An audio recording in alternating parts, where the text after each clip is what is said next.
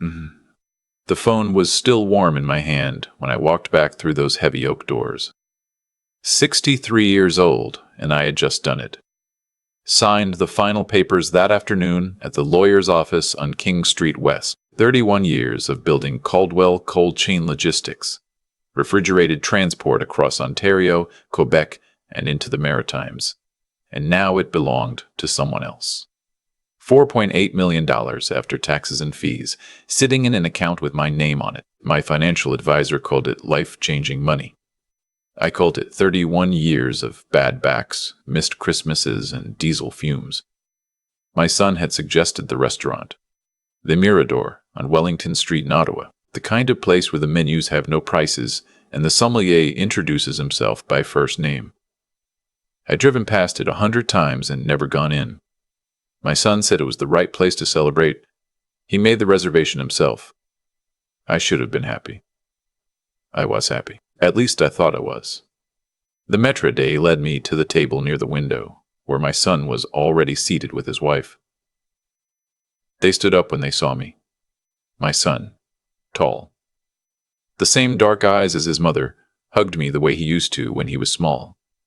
Before the years put distance between us, his wife smiled and said I looked wonderful. I told her she was too kind. We ordered sparkling water and a bottle of Chateau des Champs, a Niagara red that my son said he'd researched for the occasion. It was a Wednesday evening, mid-October, and the dining room had that particular hush that expensive restaurants always have. Like everyone has agreed to keep their voice down and their posture up. My son raised his glass almost immediately. To Dad, he said, to what you built. His wife echoed it. To what you built. I drank. The wine was good. I told him so. We talked about ordinary things at first. The drive down from Smiths Falls. Whether the highway construction on the 416 would ever finish. My son asked about the transition period. I had agreed to consult for the new owners for 90 days just to smooth the handover of key accounts. Standard arrangement. He asked questions about it that surprised me. Specific questions about asset structures and whether certain equipment leases transferred with the sale or reverted. I answered them. I didn't think much of it at the time. My son's wife excused herself to the restroom. My son leaned forward. Dad, have you thought about what comes next? Not just investments. I mean the whole structure. Who holds power of attorney going forward? Who's the executor on the estate? I looked at him. Your name's on all of it, same as it's been since your mother passed. He nodded slowly, like I'd confirmed something he already knew. Right. And you're comfortable with that? Because there are some structures, family trusts, that kind of thing, that could protect you from probate, save the estate considerably. I told him I'd talked to my lawyer about it. He said he'd already spoken to someone himself, a financial planner he'd worked with, and maybe we could sit down together with that person in the coming weeks. I said sure. We can do that. His wife came back. The conversation shifted to my grandchildren's hockey schedule. We were halfway through the main course. I had ordered the Arctic char because it felt appropriate for the occasion. When my phone buzzed in my jacket pocket, it was a message from my financial advisor about the wire confirmation for the final tranche. I excused myself from the table and stepped toward the front of the restaurant, near the coat check, to read it properly and send a quick reply. I was standing there, squinting at the screen, when I felt someone stop beside me. I looked up. It was one of the young servers, early 20s, neat in his white shirt and black apron, the kind of serious face that suggested he took the job more carefully than most people his age take anything. He kept his voice low. He didn't look at me directly. He said, I'm sorry to approach you like this, sir. I don't want to cause a scene, and I could be completely wrong. He paused. But I was refilling the water glasses a few minutes ago, and I saw the gentleman at your table. I think he may be your son. I saw him take something from his jacket pocket and put it into your wine glass. I don't know what it was. I just thought you should know before you go back. I stood there for a moment. The coat check attendant was folding a scarf nearby and pretending not to hear. I looked at the young server. His name tag said Theo. I asked him to describe exactly what he saw. He did. He was calm and precise about it. He said it happened quickly, maybe 4 seconds, while his back was turned to set down the water pitcher. He said it looked like a small folded paper or a capsule of some kind. He said he almost didn't say anything. He said he had a father of his own. I thanked him. I told him to go about his evening normally. I stood at the coat check for another 30 seconds, breathing. Then I went back to the table. My son was cutting a steak. His wife was talking about a kitchen renovation they were planning in the spring. I sat down.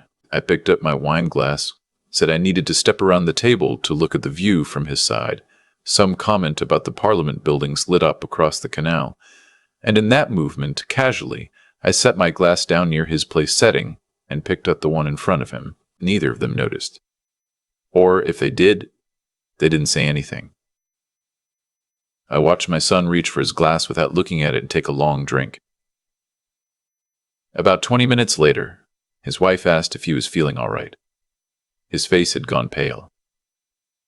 He said he felt strange, like the room was tilting. She asked if it was the wine. He said he didn't think so. He put his hand flat on the table like he was trying to steady himself. Within 5 minutes, he couldn't sit up straight. His wife was frightened. She called for help. The manager came over, and then Theo was there, and someone called 911. My son was lowered to the floor. He kept trying to say something to me, but the words weren't landing right. His wife was crying. I knelt beside him. I looked at his face. My son's face, the same face I had watched sleep in a crib in our house in Smiths Falls 37 years ago. And I felt something break open in my chest that I don't have a word for. Not anger, not triumph. Something much older and much worse than either of those things. I told him the ambulance was coming. I told him to breathe.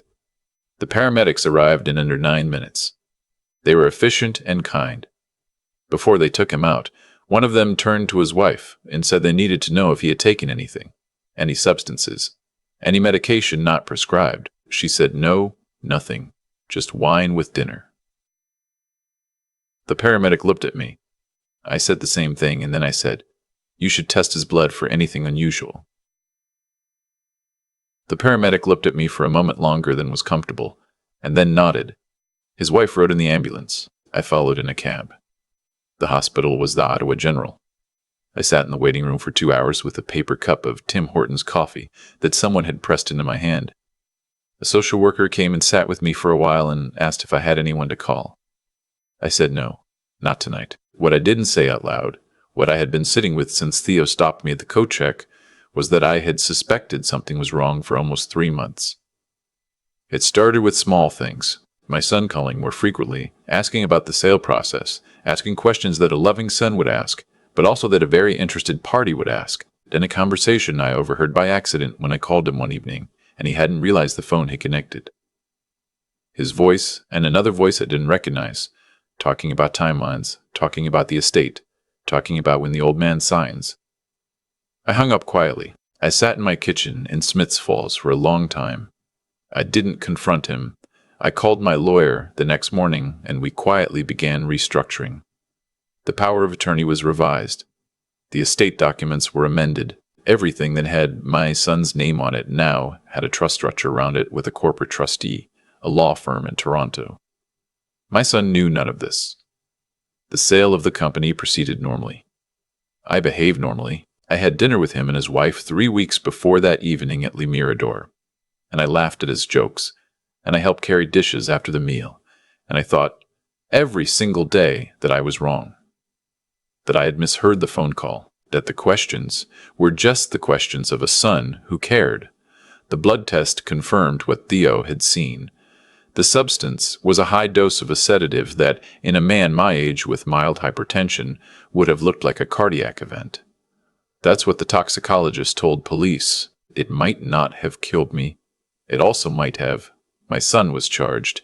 The other voice on the phone turned out to be a financial consultant he had hired, a man with a history of involvement in similar situations, none of which had been prosecuted. The plan, as I later understood it from the police, was for me to become incapacitated, for my son to act as power of attorney while I was incapacitated, and to move a significant portion of the sale proceeds into accounts he controlled before I recovered or before anyone noticed. Clean, quiet, almost invisible.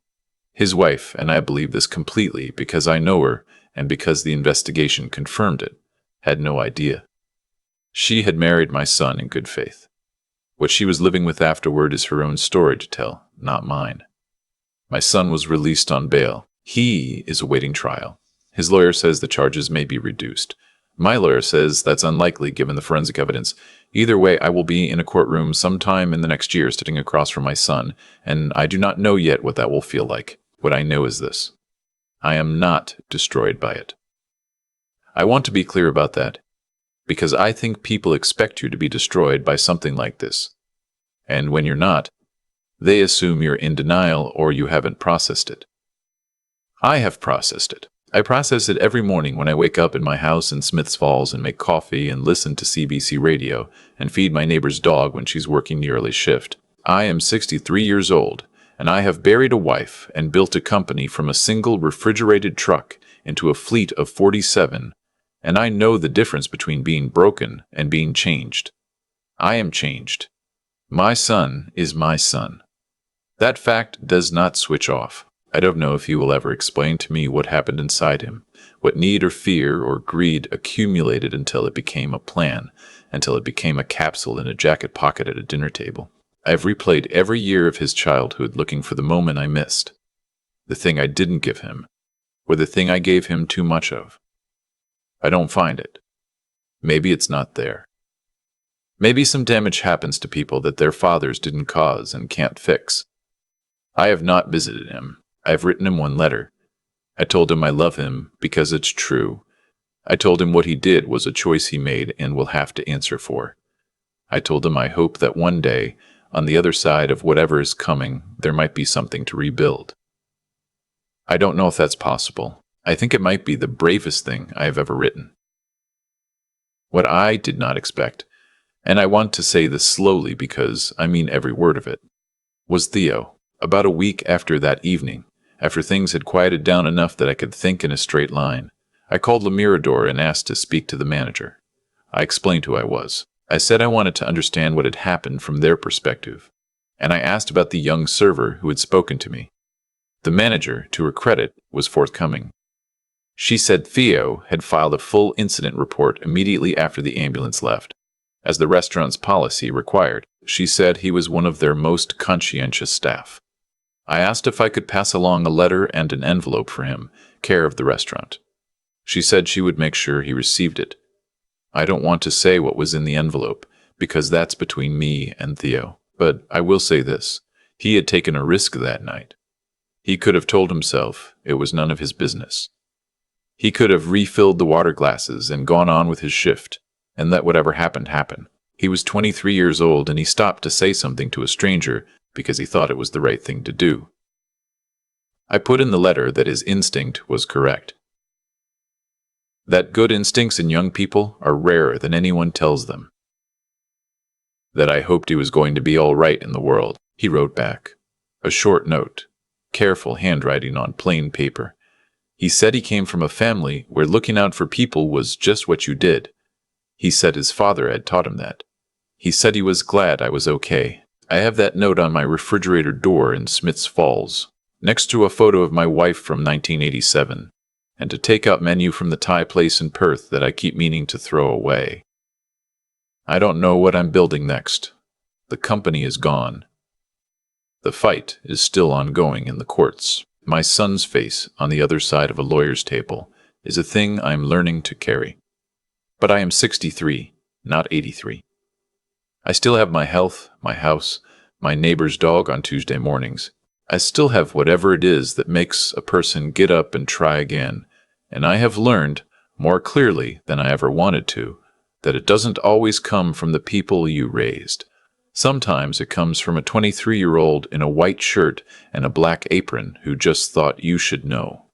I've had a lot of time to think, sitting in this house in Smiths Falls with the radio on, and nobody asking me anything. That's the strange gift of all this. The quiet. What I keep coming back to isn't the betrayal itself. It's how long I had been ignoring the feeling that something was off. There were signs. The phone call I overheard.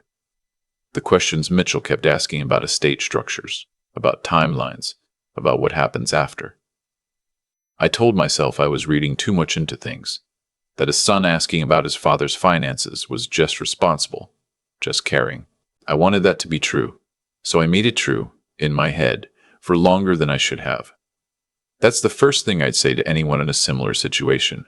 The instinct that something is wrong is almost always correct, not because people are generally bad, but because the body knows before the mind admits it. I knew. I just didn't want to pay the price of knowing.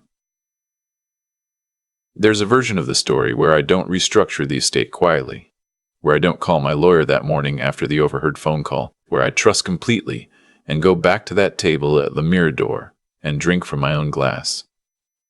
I've thought about that version a great deal. It ends differently. The consequences of what Mitchell planned were not abstract. They were medical, legal, and very nearly permanent. The choices I made in the weeks before that dinner were not clever or strategic. They were just the choices of a man who, somewhere underneath the part of himself that wanted everything to be fine, was paying attention. And then there was Theo. I don't think Theo is extraordinary in the way that word usually gets used. He didn't do anything heroic in the dramatic sense. He saw something that troubled him, and he made a decision to say something about it to a stranger, knowing full well it might embarrass him, might be wrong, might cost him. That's not heroism. That's just integrity at a small scale, in a quiet moment when nobody would have blamed him for staying silent. In my experience, that's actually the harder version. Grand gestures are easy compared to the small ones that nobody will ever applaud. What I want to carry forward from all of this, and I mean actually carry, not just say, is that the quality of your life is shaped almost entirely by the quality of your attention. Not your success, not your reputation, not how much you built or sold or accumulated. Your attention, what you notice, what you're willing to see even when it's painful. What you do with the thing you've noticed even when doing something about it is costly and uncomfortable and doesn't guarantee any particular outcome. Mitchell made choices. He'll answer for them. I don't spend much time being angry about it, which surprises people when I say it. Anger would require me to believe he's something other than my son, and he isn't. He is my son who made choices I don't understand and can't forgive yet and may never fully explain. That's a complicated thing to hold. I hold it anyway because putting it down doesn't seem like an option. What I do know, at 63, having built something real and lost something real in the same year, is that the people who matter most are often not the ones closest to you. Sometimes they're a 23-year-old server named Theo, with careful handwriting and a father who taught him well. You don't get to choose where integrity shows up. You just have to be paying enough attention to recognize it when it does.